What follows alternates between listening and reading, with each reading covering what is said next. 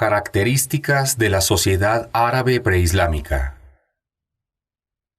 Después de la investigación que hicimos de la vida religiosa y política en Arabia, creemos apropiado hacer un resumen de los aspectos sociales, económicos y éticos que prevalecían en la región. La vida social de los árabes. La sociedad árabe presentaba diferentes y heterogéneos grupos sociales. El estatus de la mujer entre la nobleza registró un avanzado nivel de estima. La mujer gozaba de una considerable libertad, y sus decisiones a menudo eran cumplidas. Era tan apreciada que fácilmente se derramaba sangre defendiendo su honor. De hecho, ella era el motivo de disputas o reconciliaciones pacíficas.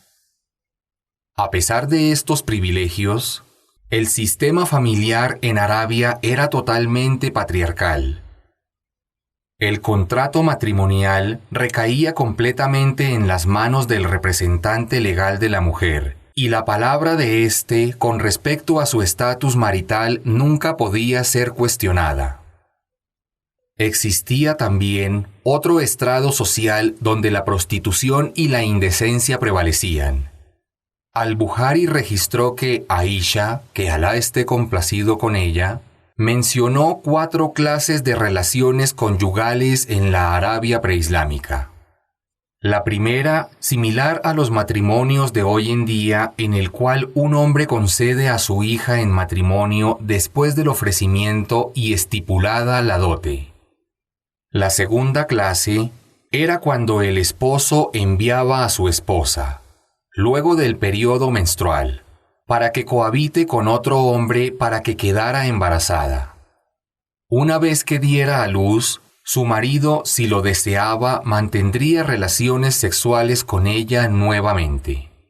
La tercera clase era cuando un grupo de menos de 10 hombres mantenía relaciones sexuales con una mujer. Luego, si daba a luz, ella llamaba a todos ellos y debían acudir a su convocatoria. Cuando lo hacían, ella les decía: «¿Sabéis lo que habéis hecho? He tenido un hijo y es tuyo», señalando a uno de ellos. El hombre que era señalado debía aceptar. La cuarta clase de relación sexual consistía en que muchos hombres tuviesen relaciones sexuales con una prostituta. No se negaba a nadie. Esa clase de mujer colocaba un distintivo en su puerta para invitar a cualquiera. Si la prostituta quedaba embarazada y daba a luz, juntaba a los hombres con los que había mantenido relaciones sexuales y un vidente determinaba el padre del niño. El padre elegido debería asumir su paternidad.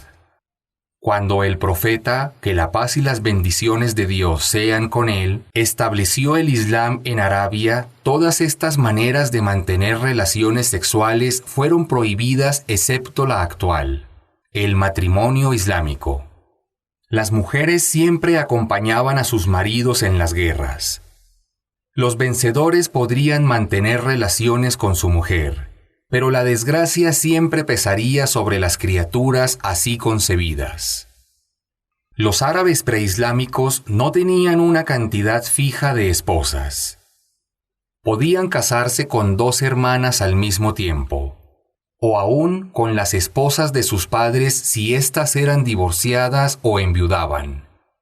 El Corán claramente denunció estas prácticas en las siguientes palabras: «Y no os caséis con aquellas mujeres con las que vuestros padres hayan estado casados, con la excepción de lo que ya esté hecho. Ciertamente es algo indecente y detestable y un mal camino. Se os prohíben vuestras madres, hijas, hermanas, tías paternas, tías maternas, las hijas de vuestro hermano, las hijas de vuestra hermana, vuestras madres de leche que os amamantaron, vuestras hermanas de leche, las madres de vuestras esposas y las hijastras que estén bajo vuestra protección. que sean hijas de mujeres que hayáis tenido y con las que hayáis cohabitado, excepto si son de mujeres que habéis tenido y no habéis cohabitado, entonces no hay inconveniente. Ciertamente Alá es perdonador y compasivo. El divorcio se encontraba en manos del marido. La obscenidad del adulterio prevaleció en casi todas las clases sociales, a excepción de unos pocos hombres y mujeres cuya dignidad los mantuvo al margen de dicho comportamiento. Las mujeres libres estaban en mejores condiciones que las esclavas, las cuales sufrían la peor parte. Parecía que la mayoría de los árabes preislámicos no sentían vergüenza de realizar obscenidades. Narró Abu Daud: un hombre se levantó frente al profeta Muhammad, que la paz y las bendiciones de Dios sean con él, y dijo: «Oh profeta de Alá, ese niño es mi hijo. Tuve relaciones sexuales con su madre en el periodo preislámico». El profeta, que la paz y las bendiciones de Dios sean con él, pronunció estas palabras: «Nada de reclamos en el Islam por los asuntos de la época de la ignorancia. El hijo debe adjudicarse al lecho donde nació, y la lapidación es para el adulterio». Respecto a las relaciones de los árabes preislámicos con sus hijos, encontramos que la vida en Arabia era paradójica y presentaba un panorama oscuro de contrastes. Mientras que algunos árabes tenían gran afecto y cariño a sus hijos, otros sepultaban a sus hijas vivas por el miedo a la pobreza y la vergüenza que padecían al tenerlas. El Corán claramente denunció esta práctica de la siguiente manera: «No matéis a vuestros hijos por temor a la pobreza, nosotros los proveemos». Corán 6:151. Y cuando la noticia del nacimiento de una niña les llega, sus rostros se volvían oscuros y se llenaban de pena. Corán 16:58-59. «Y no matéis a vuestros hijos por temor a la pobreza, nosotros los proveemos a ellos y a vosotros». Corán 17:31.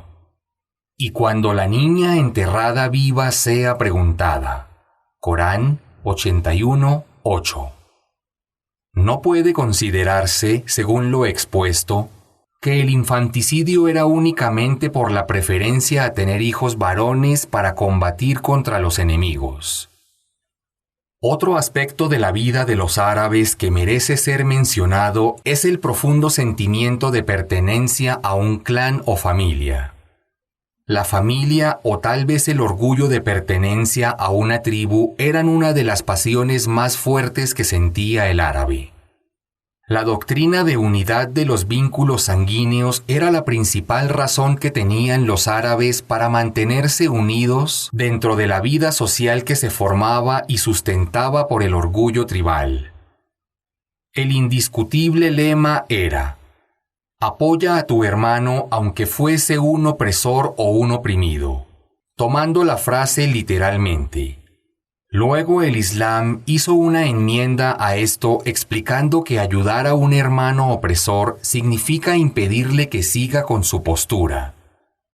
El deseo de liderazgo y las rivalidades a menudo terminaban en guerras violentas entre tribus a pesar de ser descendientes de un mismo ancestro. Al respecto son notables ejemplos los sangrientos conflictos entre Aus y Juzrai, Abs y Dubyan, Bakr y Taglib. Las relaciones entre las tribus eran frágiles y débiles debido a las continuas guerras. La profunda devoción a las supersticiones religiosas y algunas costumbres, sin embargo, solían reducir el impulso por la sed de venganza. En otras ocasiones, existían motivos para aliarse, apoyarse y tenerse lealtad recíproca que traían consigo un espíritu de conformidad única, eliminando posibles disputas. Una honorable costumbre de suspender las hostilidades durante los meses sagrados, Muharram, Rajab, Tul Qa'dah y Dhul Hijjah, Era favorable y proveía la oportunidad para ganarse la vida y coexistir en paz.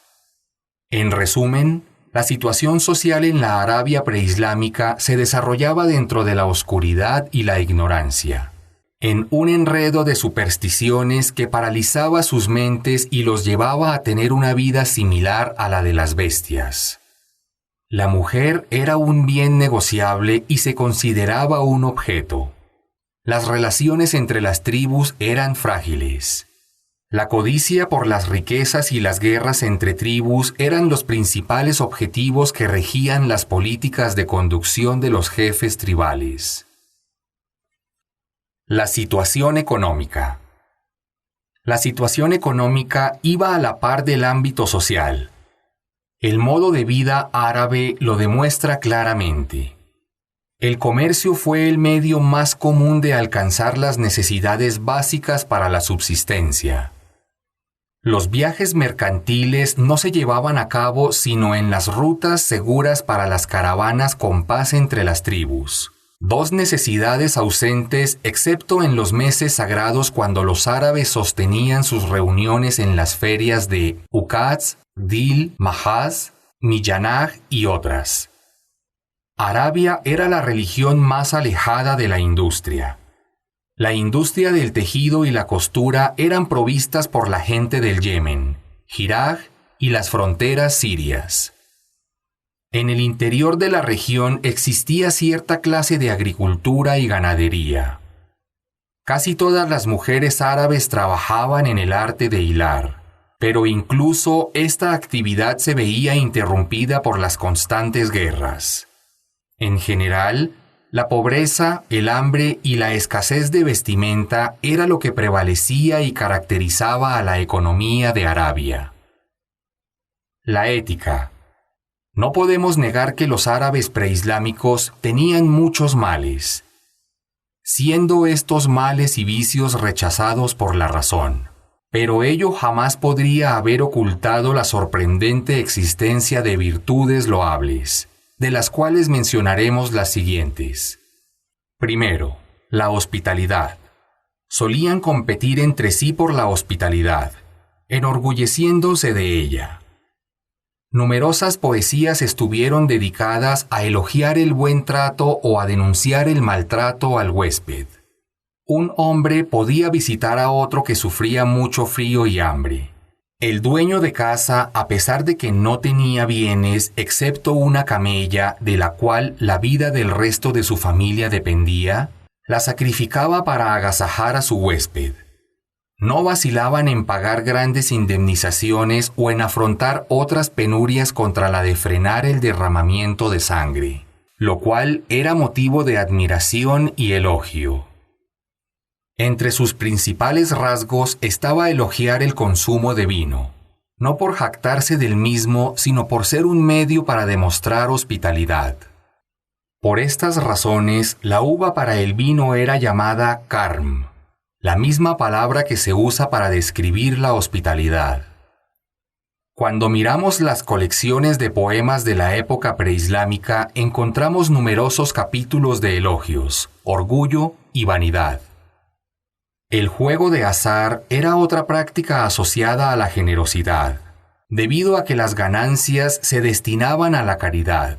Incluso el noble Corán no le resta importancia al beneficio derivado del vino y del juego, pero también dice, pero el daño que causan es mayor que su beneficio. Corán 2:219. Segundo, respetar el convenio.